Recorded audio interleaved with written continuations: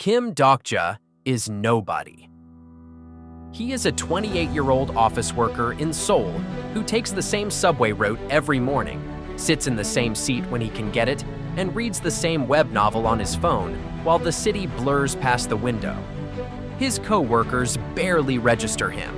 His life barely registers him. But there is one thing, one single thing, that has followed him across a decade of quiet, unremarkable days. A web novel called 3 Ways to Survive the Apocalypse. He has read it from the very first chapter to the very last. He is, in fact, the only reader who ever did. That's it. That is the entire shape of his life. A man, a phone, a story that no one else cared about. Then the story begins. It does not ease in. It does not give warnings. One moment, Kim Dokja is on the subway, novel open, the city rumbling beneath him, and the next moment, a message detonates across every screen in the world. A system notification, a global announcement delivered with the cold precision of a god who has decided to stop waiting. Scenarios are beginning. The rules of human existence are being rewritten by something vast and indifferent, something that has decided Earth is a stage, and humanity is going to perform whether it wants to or not. Constellations, ancient, mythological, cosmic beings with names pulled from every story mankind has ever told, are watching. They are always watching. And they are hungry for entertainment. The subway car becomes a killing ground in minutes. Monsters materialize, people scream, people run, people die with the particular brutality of a world that has suddenly stopped pretending to be safe. Kim Dokja does not run. He does not scream. He reads the notification carefully, cross-references it against 10 years of accumulated knowledge, and begins to move with the quiet efficiency of someone who already knows exactly what comes next. Because he does. He has read this. Every scenario, every monster, every hidden rule buried in footnotes the casual readers skipped, and only the obsessive, the lonely, the devoted ever found. 3 Ways to Survive the Apocalypse was not just a story. It was a blueprint, and Kim Dokja might be the only human being alive who holds the complete version in his head. He survives the subway. He survives the first scenario. He survives everything that should kill him, and he does it not with superhuman strength or a mythological bloodline or a legendary weapon gifted by fate. He does it with information, with foresight, with the terrible advantage of a man who has read the ending. He finds others. Han Soo-young, brilliant and cutting and furious in the way only someone who has had to fight for every inch of themselves can be furious. Jung Hee-won, whose blade work is matched only by her clarity of purpose. Lee Hyun-sung, steady and strong and quietly decent in a world that is burning its decent people first. Lee Ji-hee, reckless in the beautiful way of someone who has not yet learned what loss costs. And Yoo Jung-hyuk, the protagonist, the actual main character of 3 Ways to Survive the Apocalypse. The man the story was written for, the man fate chose, the man who has suffered through this apocalypse more times than Kim Dokja has fingers to count. Because Yoo Jung-hyuk is a regressor. He has lived through this story before. He carries every death, every failure, every unbearable repetition in the set of his jaw and the silence behind his eyes. Kim Dokja looks at him and recognizes him the way you recognize a word in a language you taught yourself alone in a room for 10 years. That's it. That is the moment everything shifts. But recognition is not safety, and knowledge is not protection from what comes from inside the group rather than outside it. The apocalypse does not only send monsters, it sends pressure, it sends desperation. It sends the particular human calculus that whispers to people, survival is a limited resource, and generosity is how you run out of it. Betrayal in this world does not always look like a knife. Sometimes it looks like silence when you needed an ally to speak. Sometimes it looks like a door closed on your intelligence because it made someone else feel unnecessary. Sometimes it looks like companions deciding, in the cold arithmetic of crisis, that the person who sees too much and explains too little is a liability they cannot afford. Kim Dokja is left behind, not loudly, not dramatically, with the quiet, surgical detachment of people who have decided the math no longer works in his favor. He watches them go with no plea and no performance of devastation. He simply catalogs it, registers the shape of it, files it in the same place he files every piece of information that might one day be useful. He does not survive what comes next. Not this time. He dies with the accumulated weight of everything he knew and everything he never said, in a world that used him without ever quite seeing him.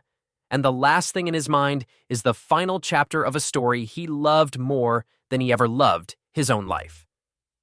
And then he wakes up. The subway, the phone, the notification that has not yet arrived. The city still normal outside the window, still oblivious, still moving at the pace of a world that does not yet know it is about to end. Kim Dokja sits very still for a moment. Then he looks at the chapter open on his phone and confirms what every cell in his body already understands. He is back. Chapter 1. The beginning. Not older, not stronger, not visibly changed by anything the world would be able to measure. He looks exactly like the man who was nobody. But behind his eyes, something has been reorganized. Something has been stripped of its softness and replaced with something quieter and more dangerous. Not rage, not bitterness, not even grief, though all three are present somewhere in the architecture of him. What replaced the softness is clarity. The kind of clarity that only arrives after you have watched everyone you trusted make the calculation that you were not worth keeping. He stands up, straightens his jacket, and begins. The Kim Dokja who rode this subway the first time was a man surviving out of habit, using knowledge to stay alive while still, on some level, hoping to be invited in. Hoping someone would eventually turn and look at him and understand what they had standing next to them. That Kim Dokja helped because the story told him these people mattered. Because he believed that if he was useful enough, visible enough, indispensable enough, the belonging would follow. That man is gone. The Kim Dokja on this subway does not hope. He does not offer. He does not wait to be recognized. He plans. Every piece of knowledge he carries, and he carries all of it, every scenario twist, every constellation weakness, every hidden stat mechanic, every death that is coming for people who do not know it is coming, is now arranged not as a gift. He is hoping someone will accept, but as a tool he intends to deploy with the precision of someone who has already run the numbers. He knows which allies are worth building. He knows which ones will fold. He knows which betrayals are inevitable and which ones are preventable if you control the conditions correctly. He does not enter this second life as a protagonist. He enters it as the only person who has ever read the whole story. He already knows the first scenario breaks on the 43rd minute, which means he has 42 minutes to position the people who need to be positioned. He already knows that the constellation's secretive plotter is watching him specifically, has been watching him since before the system activated, and will continue to watch him because he is an anomaly the story did not account for.